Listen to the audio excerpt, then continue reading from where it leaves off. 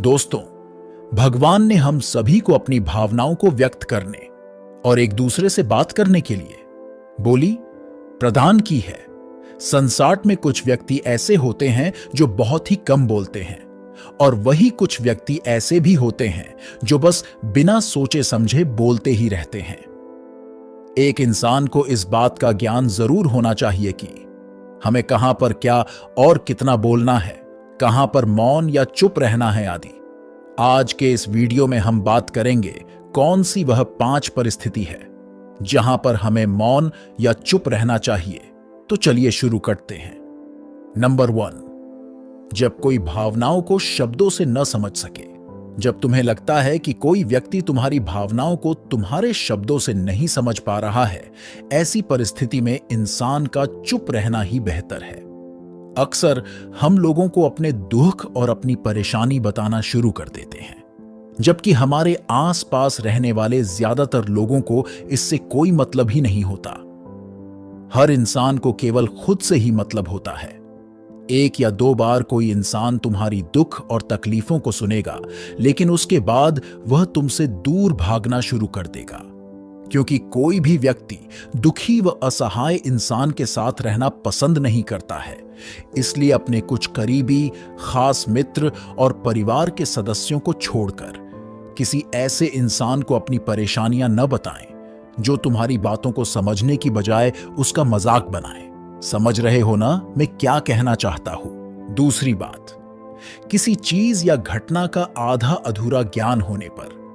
जब तुम्हें यह न पता हो कि किसी विशेष मौके पर क्या बोलना है या किसी विशेष घटना के बारे में तुम्हें आधा अधूरा ही ज्ञान हो, तो ऐसे मौके पर भी हमें चुप रहना चाहिए।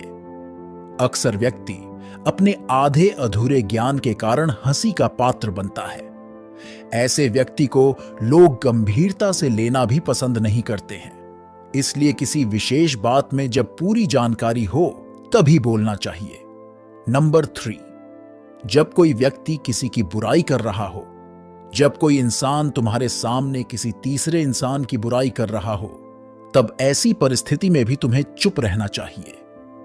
तुम्हें कभी भी ऐसी नकारात्मक बातचीत का हिस्सा नहीं बनना चाहिए, क्योंकि आज जो इंसान तुम्हारे सामने किसी तीसरे इंसान की बुराई कर रहा है, वही कल किसी और के सामने तुम्हारी भी बुराई जरूर करेगा। इसीलिए जब भी कभी कोई किसी तीसरे इंसान की बुराई करे या उसके बुरे समय का मजाक उड़ाए, तो तुम्हें सिर्फ उसकी बातों को सुनना है। उस पर किसी भी प्रकार की अपनी राय या प्रतिक्रिया नहीं देना चाहिए। नंबर 4, जब कोई तुम पर क्रोध या घृणा करे, जब कोई तुम्हारे ऊपर गुस्सा या घृणा से चिल्लाए, तुम्हारा अपमान करने की कोशिश करे, ऐसी परिस्थिति में तुम चुप रहकर सामने वाले के गुस्से और घृणा को कम कर सकते हो। साथ ही तुम इस स्थिति को और अधिक खराब होने से भी बचा सकते हो। गुस्सा कम होने पर जब व्यक्ति को अपनी गलती का एहसास होगा, तब आपके चुप रहने के कारण ही वह हो सकता है आपसे माफी मांगने का प्रयास करे। हर परिस्थिति में भी हमें चुप नहीं रहना चाहिए। यदि कोई व्यक्ति गलत कर रहा है तो हमें चुप नहीं रहना चाहिए, क्योंकि कुछ लोग ऐसे होते हैं जिन्हें चुप रहना हमारी कमजोर प्रतीत होता है। गुस्से के दौरान चुप रहने का यह तरीका हमारे सगे संबंधी, हमारे परिवार और मित्रों के लिए ही सही है, ना कि हर इंसान के लिए। हर जगह चुप रहने का कुछ लोग गलत फायदा भी उठा सकते हैं। नंबर 5, जब कोई अपना दुख या परेशानी बताए। जब कोई इंसान तुमसे अपने जीवन की कोई दुख भरी घटना या परेशानी साझा कर रहा हो, ऐसी परिस्थिति में तुम्हें चुप रहकर सिर्फ उसकी बातों को सुनना चाहिए। कुछ लोग ऐसे होते हैं जिन्हें अपनी समस्या सुनाने पर वे तुरंत समाधान देने लगते हैं, जबकि कोई इंसान जब अपनी परेशानियां बताता है तब वह चाहता है कि हम उसकी पूरी बात ध्यान से सुनें, क्योंकि जब हम किसी की पूरी बात ध्यान से सुन लेते हैं तो उस इंसान को एक आत्मिक शांति का अनुभव होता है। उसे लगता है कोई तो है जो मेरी बातों को ध्यान से सुनना पसंद करता है। चुप या मौन रहने से इंसान का व्यक्तित्व गंभीर और समझदार प्रतीत होता है।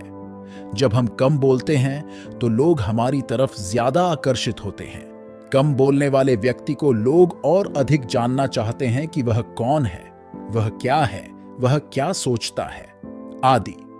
कम बोलने वाले लोगों को अन्य लोगों द्वारा गंभीरता से लिया जाता है। कम बोलने से होने वाली कई मुसीबतों से बचा जा सकता है।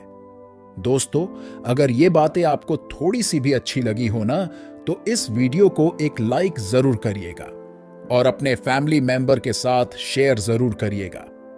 इस चैनल को सब्सक्राइब भी आप कर सकते हैं नीचे लाल बटन को दबाकर। मिलते हैं और अच्छी वीडियो के साथ, तब तक के लिए अपना ध्यान रखें।